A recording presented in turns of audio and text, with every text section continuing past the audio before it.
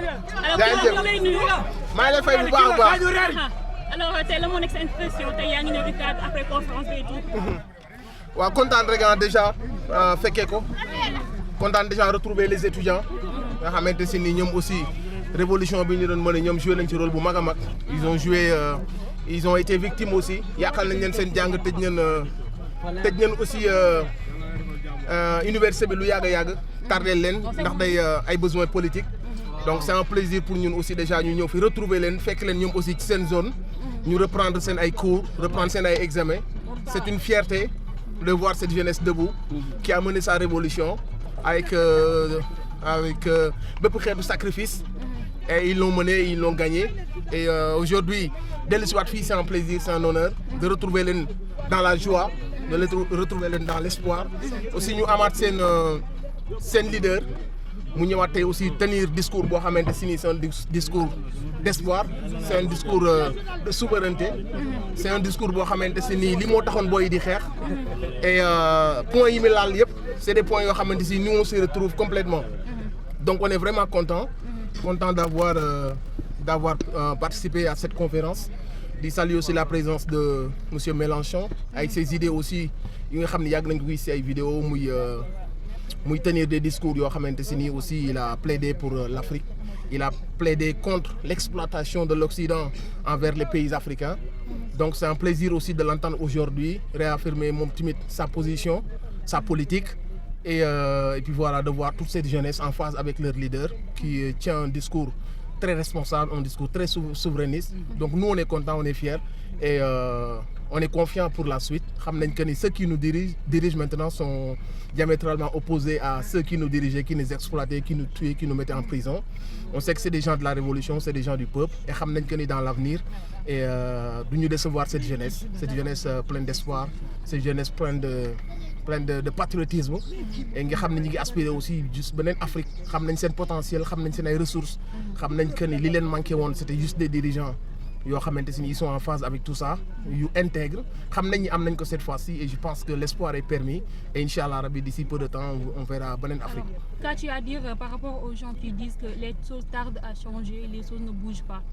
waaw mais non loolu moom xam nañu rek ñi koy wax mooy les détracteurs et vraiment faut même pas déglu leen parce que état buy kuy doog a ñëw toog 1 mois 2 mois nga bëgg ko laaj ay résultats déjà li ñu jot a def rek dal na xelu ñëpp et yi ñu jot a posé yëpp comme ay actes tax na nit ñëpp seen xel dal na par rapport ak ñi fan lañ jëm ça se voit que ñi xam nañ fi ñu jëm premier acte yu ñu njëkk a posé dalal na xelu Sénégal yëpp. Il y aura toujours nag la politique politicienne, il y a des gens qui étaient là 12 ans de répression, 12 ans de corruption, 12 ans de faux billets, 12 ans d'assassinat, d'achat d'armes xam nga de manière illégale tëj nit ñi ci kaso yi. Ces gens-là tey leen rek lañ mën a def mooy essayer de mettre tout le monde dans le même panier comme quoi ñun ñëpp a yem. Donc eux faut même pas les écouter, il faut ci dynamique bi ñu nekkoon ba xeex ba jot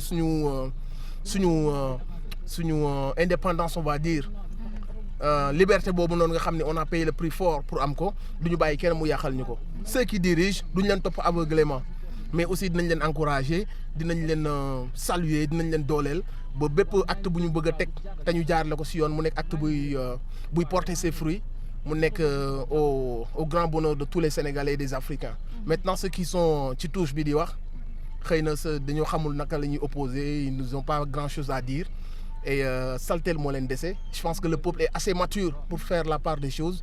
Qui critiquait objectivement ak ki bëgg a saltel, je pense que nous laisserons les Sénégalais juger par eux-mêmes. Sa réaction sur la question du LGBT? Ousmane Sonko a répondu, hein. Il a complètement répondu et on est en phase avec lui. Société bu nekk ak ni muy dundee, eux ils ont leur réalité, ils ont leur façon de voir.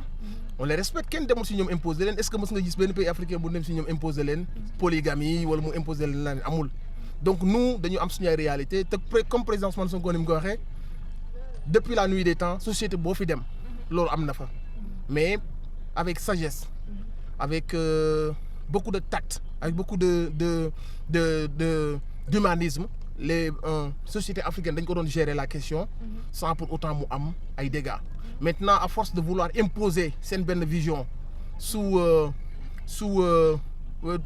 contraindre nit ñi ak def leen chantage sur seen ay financement ou seen ay yenn projets yi loolu moo nar a aggraver la chose parce que nit ki boo ko bëggee forcer loo xam ne du ngëm-ngëmam ci lay commencer développer benn certaine violence boo xam ne nekkul woon ci moom.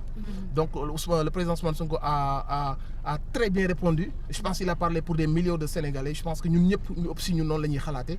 Il faut que ñu respecter ñu bañ a infantiliser di ñu dicter leur façon de voir. On a nos réalités, on a nos religions, on a nos façons de voir. Il faut que eux ils nous respectent. Et nous on saura gérer la chose de manière humaine.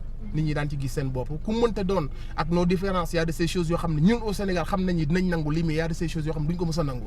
Maintenant c'est toléré comme il a dit musuñu dab kenn ci mbedd bi muy dox rek ñu dal ci kawam.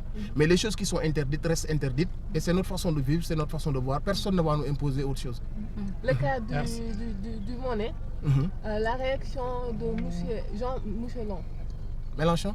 waaw Mélenchon voilà ban appréciation nga ci am. ci Monnaie bi. voilà. Je pense comme li Ousmane Sonko wax rek c'est une question de souveraineté. mënuñu accepter aussi en tant que pays souverain comme on dit. suñu monnaie est dirigée par beneen dëkk. C'était la domination coloniale.